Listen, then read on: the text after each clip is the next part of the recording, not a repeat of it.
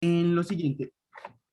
Listo. Nos habíamos quedado la clase pasada en las clases de leucocitos. Habíamos trabajado los neutrófilos, que se caracterizan por ser granulocitos, es decir, tienen presencia de gránulos en el citoplasma. Estos gránulos ayudan a cuando se haga bueno, cuando se vayan a tragar la bacteria o a fagocitar la bacteria, estos ayuden a destruir dicha bacteria y con esto puedan ellos mirar cuáles son las características de esa bacteria. ¿Listo? O cómo se puede matar dicha bacteria. Bueno, esto fue lo que habíamos visto en la clase pasada de los neutrófilos y vamos a pasar a los linfocitos. Bueno, los linfocitos, ¿sí?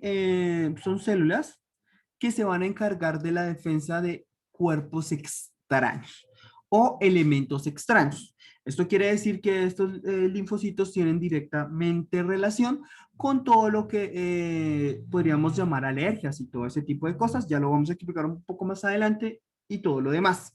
La función de los leucocitos va a depender de si son un linfocito B, un linfocito T o un linfocito citolíticos naturales. Estos son los tres tipos de linfocitos.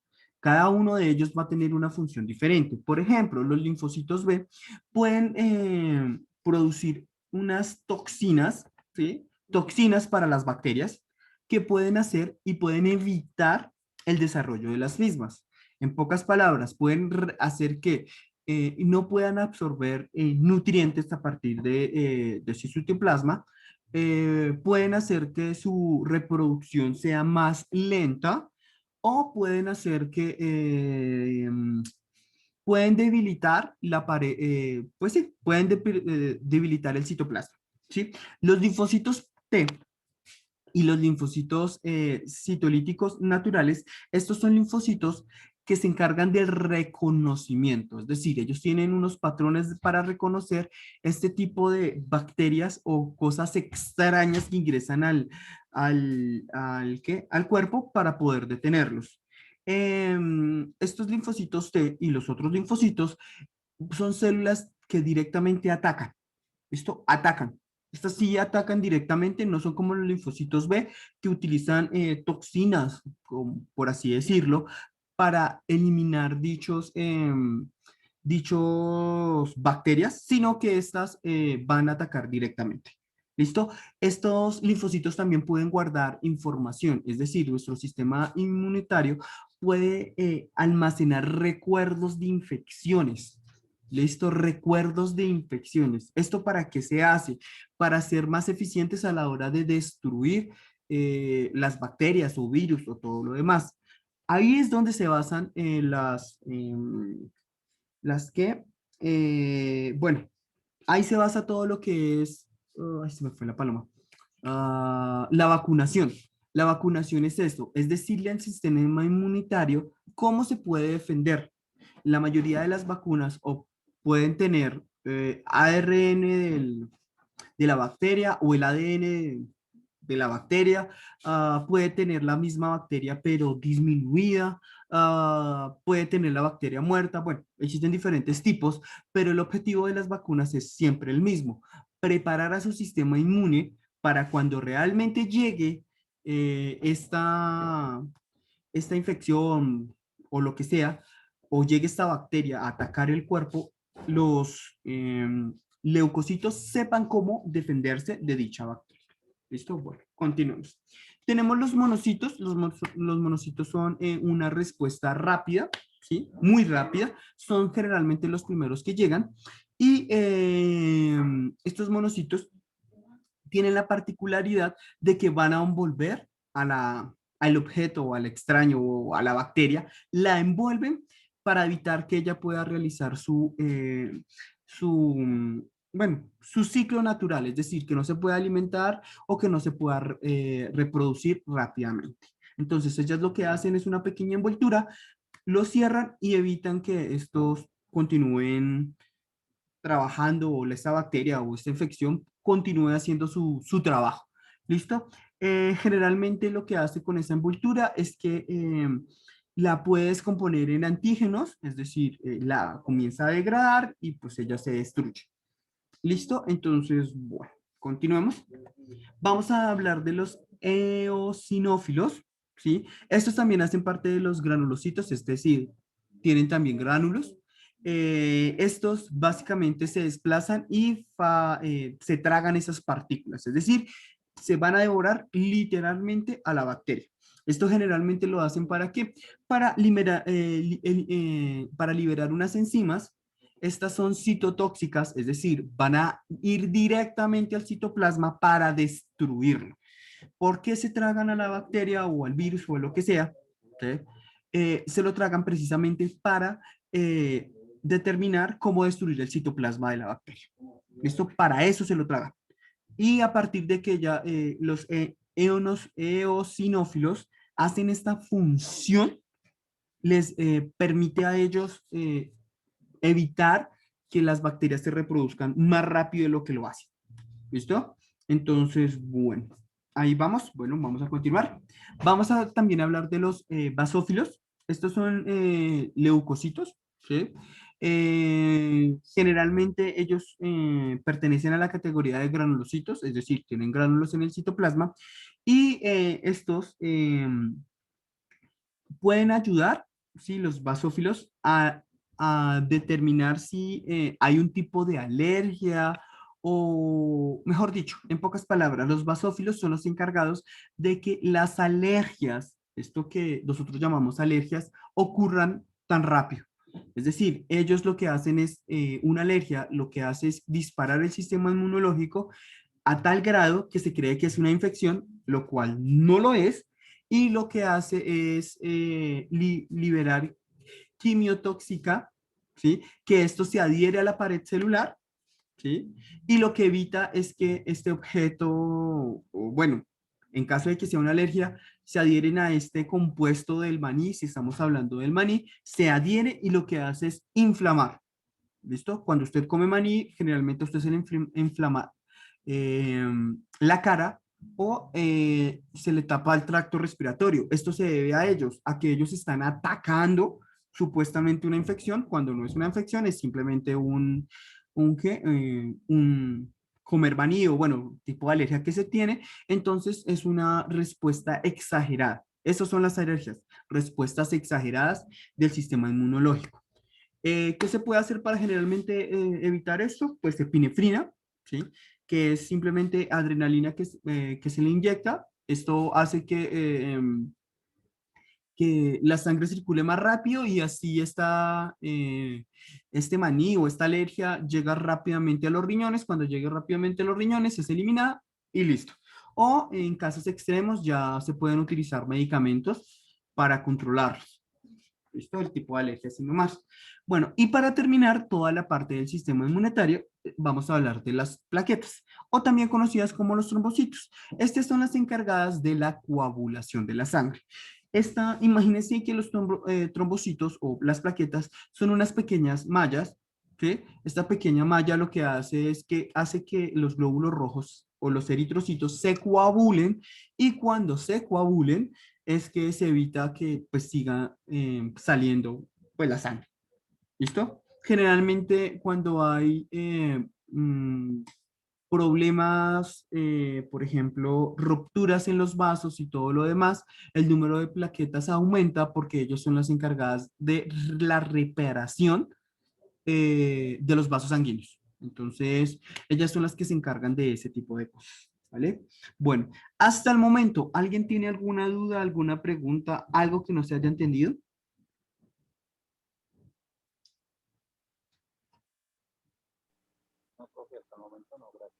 ¿No? Entonces, listo, perfecto.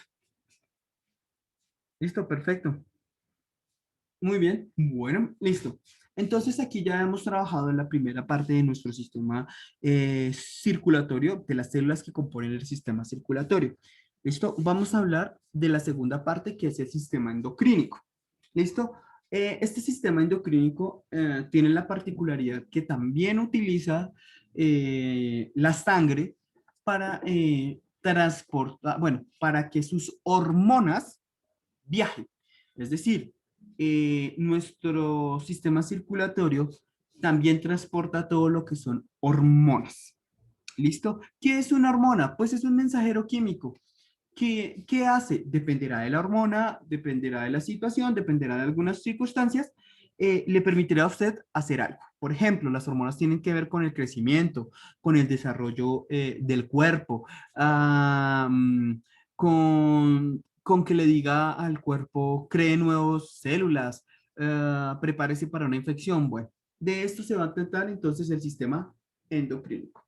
De todas estas glándulas que fabrican hormonas y pues estas hormonas que hacen en cada una de las situaciones. Entonces vamos a empezar. Bueno, aquí podemos ver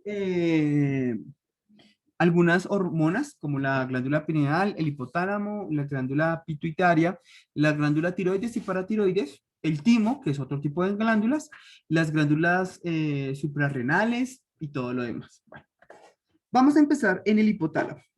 ¿Listo? Entonces, ¿qué es el hipotálamo? Es un conjunto de células especializadas, ¿sí?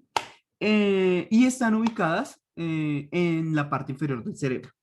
¿Listo?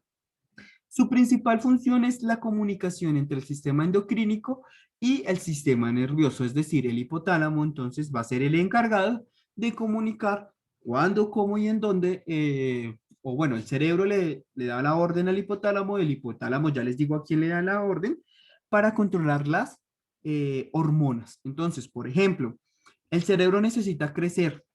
Para crecer necesita enviar una información al hipotálamo y del hipotálamo pasa a la hipófisis. La hipófisis es la glándula que controla al resto de las glándulas. Se le conoce también como glándula maestra. Debido a esto, debido a que controla cada una de estas glándulas. ¿Vale? Bueno, vamos acá. Listo. Bueno, entonces, espérenme un momento. Listo. La hipófisis es del tamaño de una arveja, o sea, es una cosa muy pequeña. Su principal función es la reproducción, es la poder hacer que las otras glándulas trabajen. Es decir, ella controla el uso de cada una de nuestras glándulas, ¿vale? Esta hipófisis entonces generalmente, bueno, se le llama la glándula maestra, influye entonces en la producción y secretación de hormonas, ¿listo? Es la que es directamente encargada. ¿Cuál es la principal función de la hipófisis? Control. Va a controlar el resto de estas glándulas. Cada una de estas glándulas se va a liberar dependiendo de lo que les diga la hipófisis. Es decir, por ejemplo, si usted tiene un bebé en casa o ha tenido un bebé, se ha dado cuenta que los bebés comienzan a empezar su desarrollo, ¿sí?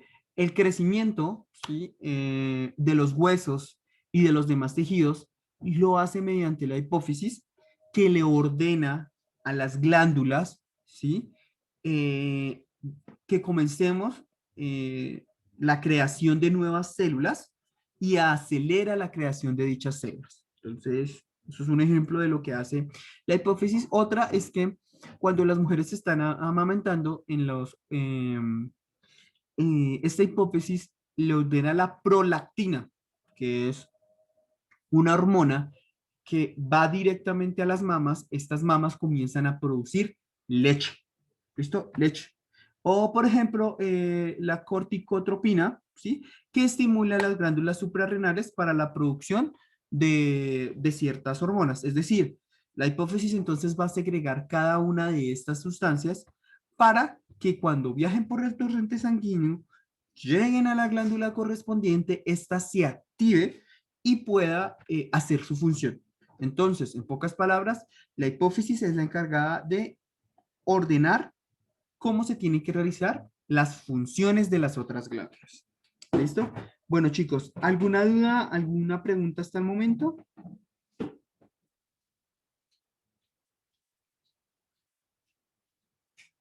¿No? ¿Hasta ahí vamos bien? ¿Hasta ahí estamos claros?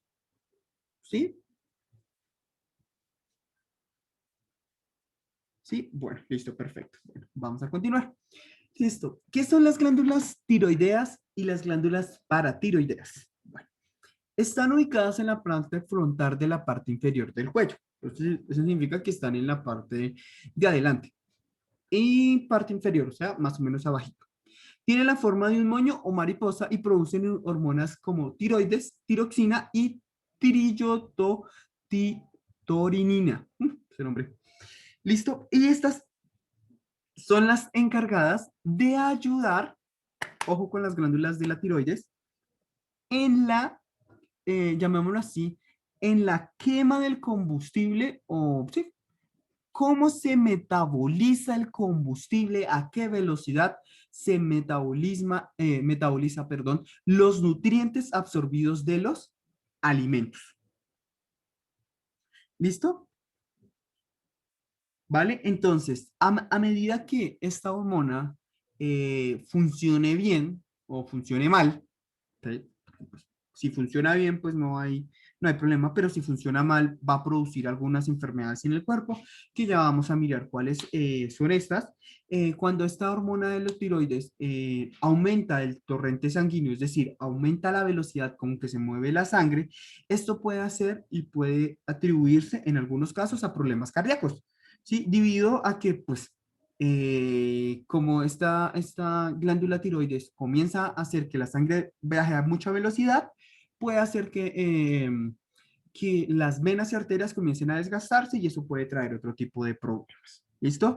En los niños, ojo, importante, en los niños juega un papel importante, vital, en el crecimiento de los huesos y en el desarrollo del cerebro. ¿Listo? Y también en el sistema nervioso. Es decir, entonces esta glándula le va a ordenar a las otras, venga, hay que crecer, hay que aumentar, hay que hacer, hay que desarrollarse. ¿Listo? Entonces, junto a la glándula tiroidea, ¿sí? Entonces estamos hablando de la hipófisis, ¿sí? Recuerde, la hipófisis controla entonces a la glándula tiroidea, ¿sí? Esta entonces se va a encargar de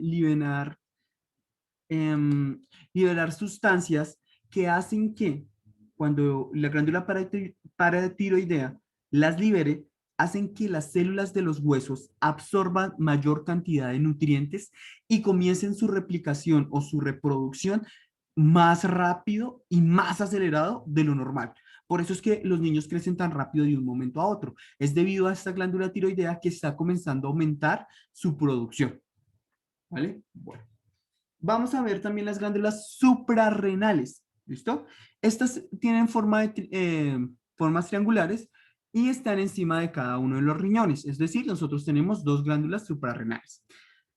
¿Para qué sirven o cuáles son su principal función? Su principal función es que ellas van a liberar una hormona llamada corticosteroides. Esta hormona lo que va a hacer es mantener el equilibrio entre el agua y la sal. Vital esa parte, agua y sal. ¿Por qué? Porque si tenemos exceso de sal, es malo para nuestra salud debido a que pues, la sal eh, hace que los procesos se aceleren o sean lentos dependiendo de lo que necesitemos. ¿Sí? Entonces es mejor que haya un equilibrio en el agua y la sal y también porque esto puede destruir la pared celular. Entonces, si hay demasiada sal, la célula comienza a absorber mucha sal y se destruye, o si hay poca, pues esa interrelación, esto tiene que estar en un balance. ¿Listo? También va a ayudar en la respuesta del cuerpo con el estrés, la depresión, la angustia, el aburrimiento y todo lo demás. Las glándulas suprarrenales tienen que ver con ese estrés. También tienen que ayudar con el metabolismo, pues con el consumo de agua o con el consumo de alimentos. Ayuda también el sistema inmunitario, ¿sí? Para que si estamos estresados, recuerden que el estrés es algo que automáticamente hace que nuestro sistema inmunitario baje sus condiciones y baje todo lo demás. Y también va a ayudar en el desarrollo y las funciones sexuales. ¿Listo? Entonces, estas son las glándulas suprarrenales. ¿Vale? Bueno, continuemos. Hasta aquí, dudas, preguntas, aclaraciones, cosas que no se hayan entendido. ¿No? Bueno, listo. No hay problema. Listo. Bueno, continuemos. Listo. Bueno, esto ya. Listo. Tenemos las glándulas pineal y las gónadas. ¿Listo? La glándula pineal está ubicada en el medio del cerebro, secreta melatonina, una hormona que puede ayudar a la regulación del sueño. Entonces, recuerde que la melatonina, entonces, es una hormona que ayuda a relajar y a conciliar el sueño. ¿Listo? Importante, cuando usted no tiene su ciclo de sueño, es decir, cierta cantidad de horas de descanso y de relajación, entonces, si tiene problemas a la hora de dormir o todo lo demás, puede ser que la glándula pineal no esté secretando la suficiente melatonina para dormir. Una de las sustancias que tiene melatonina son los té. Los té tienen melatonina natural y eso hace que cuando usted tome té, usted se relaje, se tranquilice y pueda dormir. Algunas personas utilizan el té para dormir. Cosa contraria si usted usa café. ¿Por qué? Porque con el café, pues es lo contrario. Usted no duerme. Usted antes acelera y evita poder dormir. Bueno, listo. Entonces, bueno, vamos a hablar entonces de la glándula, de las gónadas, ¿sí? Estas son hormonas sexuales. En los hombres se encuentran en el escroto, las gónadas masculinas o también llamadas testículos. Secretan hormonas llamadas andrógenos. ¿Listo? ¿Listo? Un grupo de hormonas llamadas andrógenos, ¿vale? La más importante o la que usted más conoce de estas glándulas llamadas andrógenos es la testosterona. ¿La testosterona para qué funciona? La testosterona está presente en hombres y mujeres, en hombres en una mayor cantidad y en mujeres en una menor cantidad. La testosterona funciona para, está desarrollada, bueno, está asociada con el desarrollo sexual, incluido el agrandamiento del pene, el estirón durante la pubertad, aparición, por ejemplo, de características masculinas, por ejemplo, lo que llamamos la manzana de Adán, que la voz se vuelva mucho más gruesa, vello púbico y facial, aumento en la fuerza y el crecimiento muscular. ¿Listo? ¿Esto qué significa? Que la testosterona entonces va a ayudar a fortalecimiento de los músculos. Generalmente en los gimnasios y cuando usted está haciendo deporte, generalmente se utiliza este tipo de testosterona para que aumente la cantidad de músculo. Pero si usted no hace ejercicio, este músculo es un músculo hueco, es decir, simplemente se ve ancho, pero no está trabajado, entonces simplemente se verá bien, pero realmente no tendrá fuerza. Otra cosa es que también ayuda a lo que es el trabajo de los testículos, es decir, en la producción de semen. ¿Listo? Entonces, bueno, hasta aquí claro para qué sirven las gonas.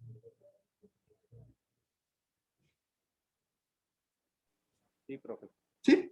Listo, perfecto. Vale. Listo, muy bien. Bueno, vamos a continuar. Listo. Vamos a hablar de las gónadas femeninas. ¿Sí? Las gónadas femeninas o también llamadas ovarios. ¿Sí? Estos ovarios se encuentran en la pelvis, producen óvulos y secretan hormonas femeninas llamadas estrógeno y progesterona. Estrógeno y progesterona. El estrógeno participa o ayuda en las características femeninas. Entonces, aquí ya vamos, cuando hablamos de las características femeninas, estamos hablando del desarrollo de las mamas, acumulación de la grasa tanto en caderas, muslos y también va a ayudar en el estirón durante la pubertad, es decir, su voz, perdón, el estirón, es decir, su crecimiento. Mientras que el estrógeno, eso es lo que hace la progesterona, el estrógeno eh, va a ayudar en el embarazo y en la regulación del ciclo menstrual. ¿Listo? Entonces tenemos esas dos hormonas principales en la mujer, el estrógeno y la progesterona. Bueno, listo. Bien, chicos, listo. Vamos a dejarla, bueno, vamos a terminar de mirar lo que son las hormonas, ¿sí? Esta parte de las características de las hormonas y todo lo demás. ¿Qué es una hormona? Características de las hormonas. Y vamos a mirar cómo funcionan estas hormonas. Entonces, las hormonas son moléculas de diversa naturaleza que se producen en las glándulas secretoras o endocrínicas, las que acabamos de ver. ¿Son unas? ¿Hay más? Claro que por supuesto que sí, pero estamos hablando de las principales. Trabajando conjuntamente con el sistema nervioso, ¿sí? Estas nos van a ayudar a realizar una función en especial.